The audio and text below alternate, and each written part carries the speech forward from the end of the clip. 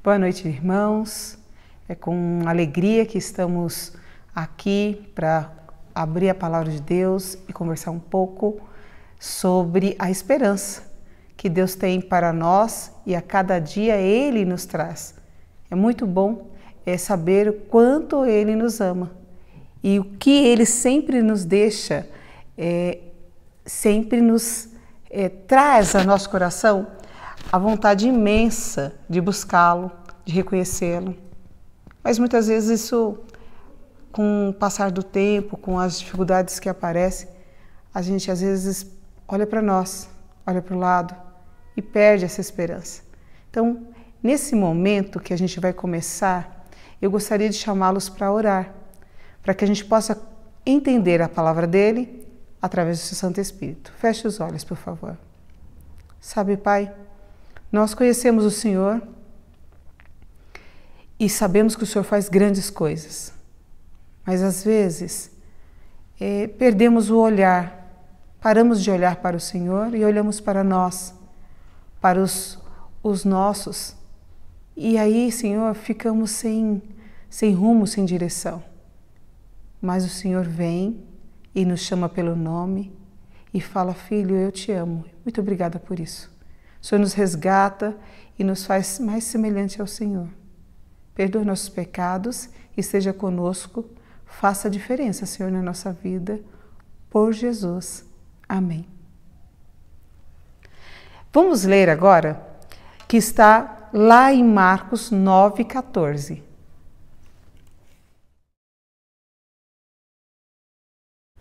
Quando eles se aproximaram dos discípulos, viram numerosa multidão ao redor e que os escribas discutiam com eles. E logo toda a multidão, ao ver Jesus tomada de surpresa, correu para ele e o saudava. Então ele interpelou os escribas: que é que discutis com eles? E um dentre a multidão respondeu: Mestre, trouxe-te o meu filho, possesso de um espírito mudo, e este, onde quer que o apanha, lança-o por terra, e ele espuma, rilha os dentes e vai definhando. Roguei a teus discípulos que o expelisse, e eles não puderam. Então Jesus lhe disse: Ó geração incrédula, até quando estarei convosco? Até quando vos sofrerei? Trazei-mo. E trouxeram. Quando ele viu a Jesus, o espírito imediatamente agitou com violência, e caindo ele por terra, revolvia espumando.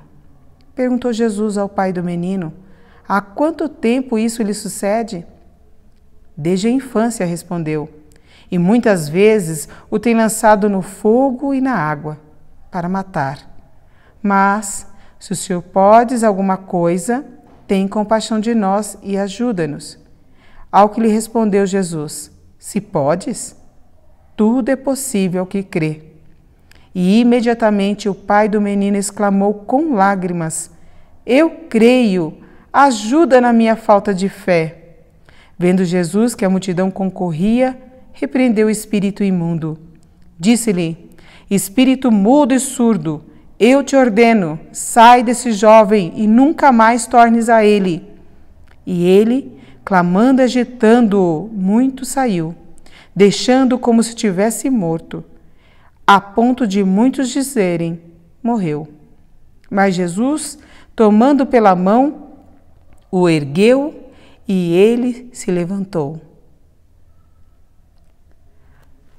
Percebemos e vamos analisar essa história. O que tinha acontecido antes? E aqueles discípulos? Por que Jesus não estava perto deles? Sabe o que aconteceu? Que Jesus tinha ido com Pedro, Tiago e João. Eles subiram no monte e os outros discípulos ficaram lá ao pé do monte. Naquele momento que Jesus estava no monte, foi um momento que Elias e Moisés apareceu para Jesus.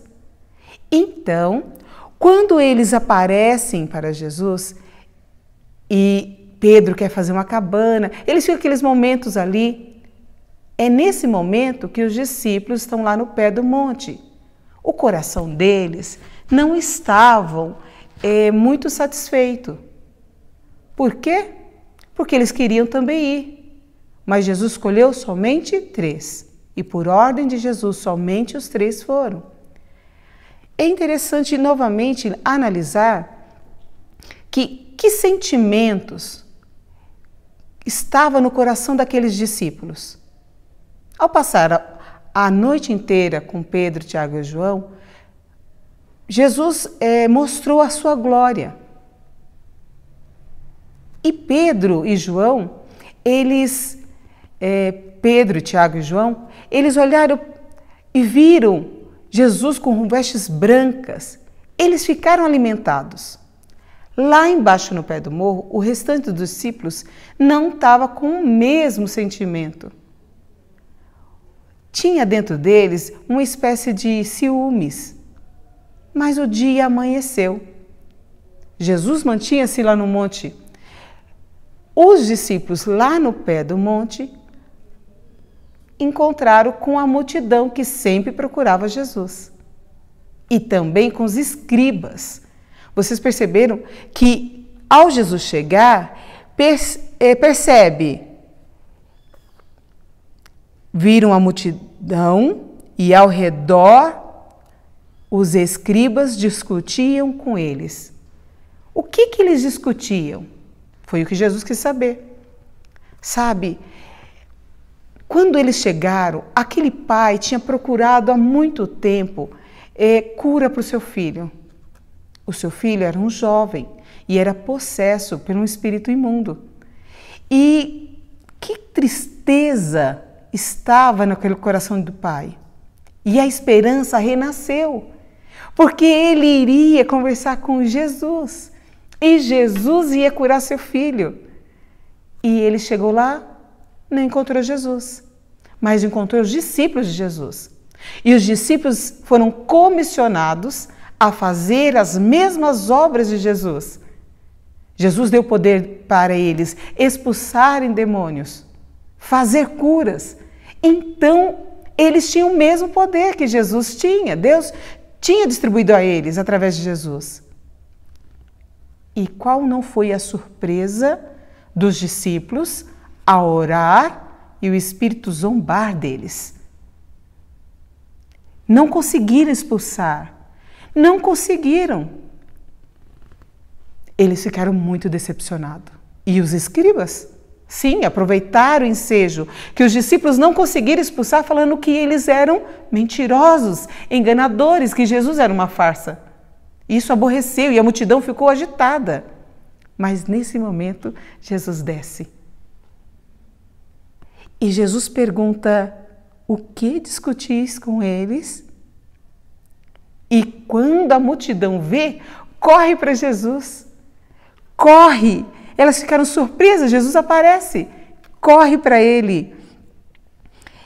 E ele pergunta, só um levanta a voz e disse, no meio daquela multidão: Mestre, trouxe-lhe o meu filho, e ele é possesso de um espírito imundo.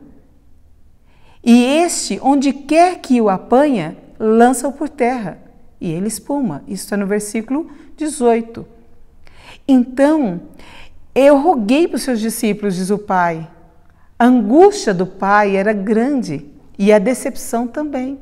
Aquela pequena fé que estava no coração daquele pai, ela diminuiu muito ao ver que os discípulos eram incapazes de curar o seu filho. Jesus olha com um olhar de muita tristeza e fala assim: ó geração incrédula, até quando estarei contigo? Sim. Ele vira para o pai e pergunta: desde quando acontece isso com esse jovem? Ele diz sim, desde a infância. Muitas vezes, o pai continua, tem lançado ele no fogo, na água. Eu imagino, irmãos, eu imagino a dor. Porque o filho da gente é a coisa mais preciosa, é o dom que Deus nos deu, o maior dom que Deus nos deu.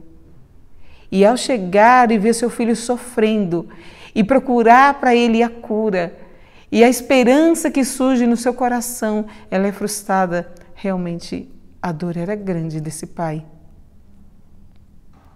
E ele olhou para Jesus, seus olhos, imagino, cheios de lágrimas, repleto de incredulidade já. E ele olha assim: Senhor, se tu podes fazer alguma coisa. Pensa você com os seus problemas. Hoje nós, com essa pandemia, se é cometido um dos nossos, como você se volta para Cristo? Talvez você se volta como esse pai se voltou. Senhor, se tu podes fazer alguma coisa. E Jesus nos responde, aqui ele responde, se podes. Lá no versículo, gente, 23, ele diz assim, se podes. Tudo é possível aquele que crê. O pai, em lágrimas, ele responde, eu creio, Senhor, me ajuda na minha falta de fé. É isso, irmãos, temos fé, menor que um grão de mostarda. Mas quando a gente clama, Senhor, me ajuda a ter fé, a gente reconhece que a nossa fé é muito pequena, mas que Deus é muito maior do que a nossa própria fé. E assim Jesus fala, traga o menino. Assim Jesus fala para nós, traga o seu problema, traga a sua angústia. Sim. Ele olha para o nosso problema e ele pode resolver o nosso problema. A grande parte de nós não conhecemos o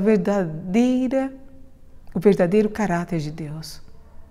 Deus nunca nos abandona. Desde o monte, Jesus sabia dessa dificuldade. Sabia o que tinha no coração dos discípulos que ficaram. Sabia que eles não conseguiriam, porque alimentaram dentro de si a inveja, os ciúmes.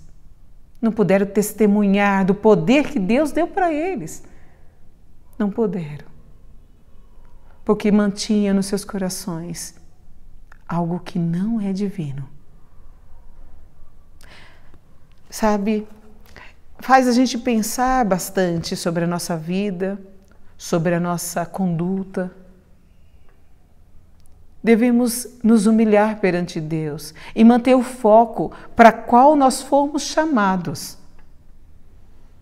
Fomos chamados para fazer a diferença, para levar a esperança. Mas se abrigarmos em nosso ser a contenda, a inveja, os ciúmes, não faremos diferença. Pelo contrário, colocamos em opróbrio o nome de Deus, o nome da Igreja de Deus. Precisamos ser atentos na questão do relacionamento com Jesus. Ouve ao Mestre, fale a Ele, conte a Ele todos os detalhes. Sim. Senão a gente corre no risco que aqueles discípulos lá no pé do morro passou a vergonha.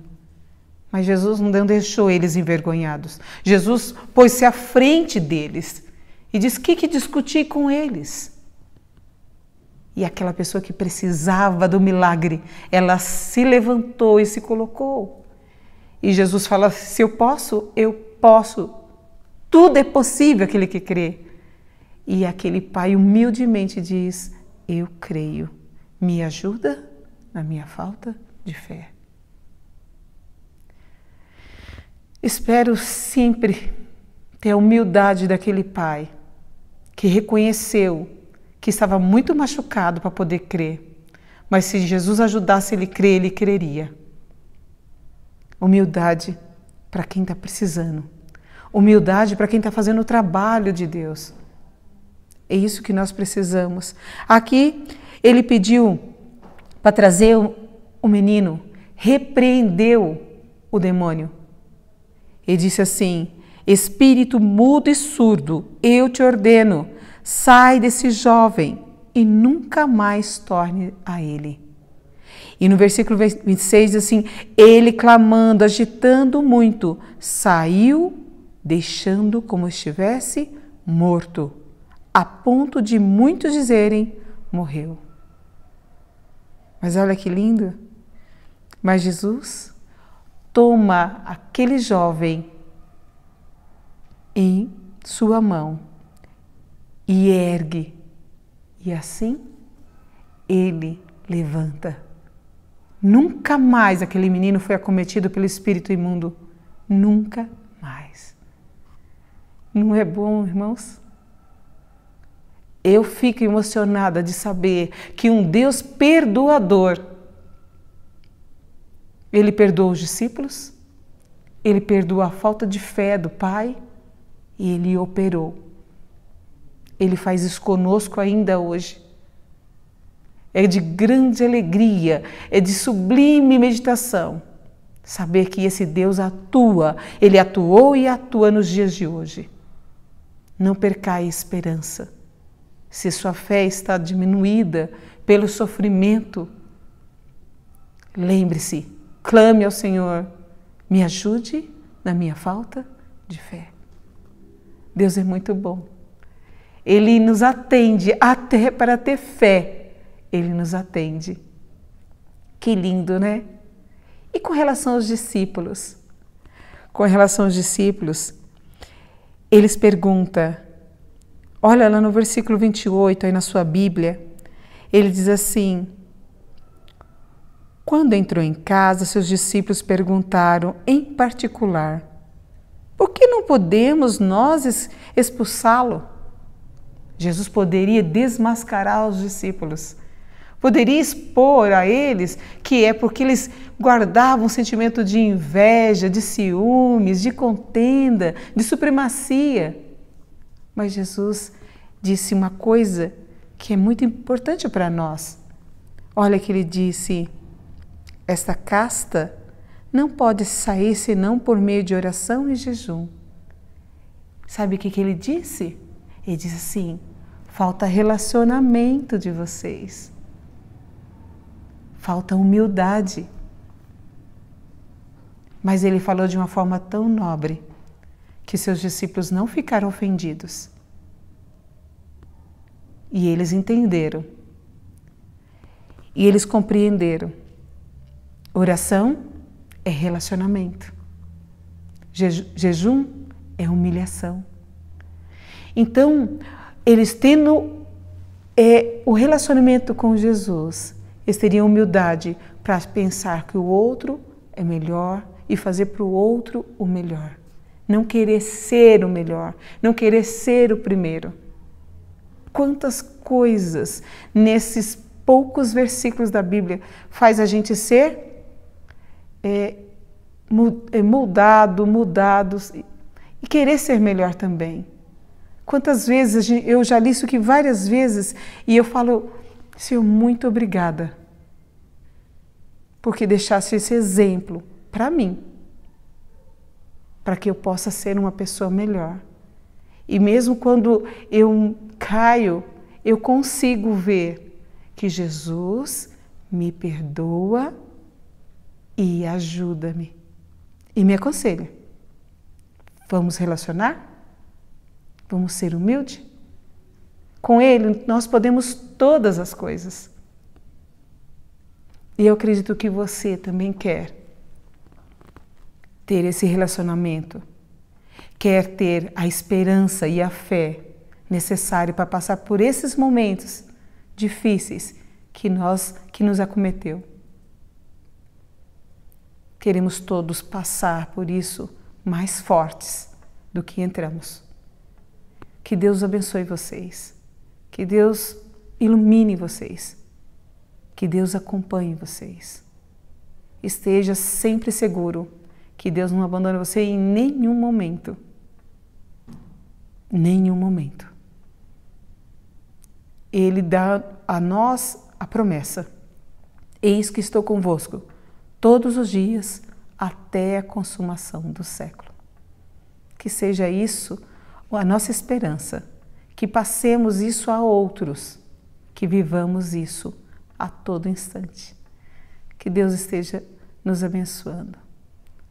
Agora eu convido aos irmãos para que possam orar e falar com o nosso Deus e agradecer ao Pai por todas as coisas boas que Ele nos dá. Oremos.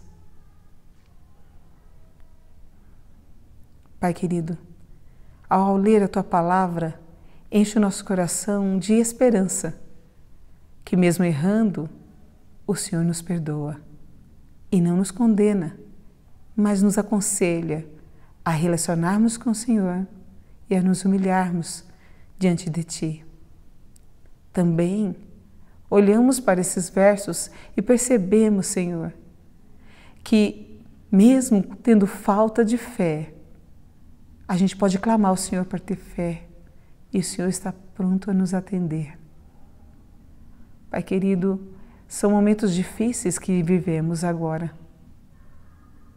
São momentos de muita incerteza. Então, Pai, coloque a esperança no nosso coração, que o Senhor está na frente das nossas vidas. E não importa o que passarmos aqui, está nos garantido a vida eterna. É em Teu nome, Senhor, em nome de Cristo Jesus, pedimos o poder do Santo Espírito e agradecemos por Ele também. Amém.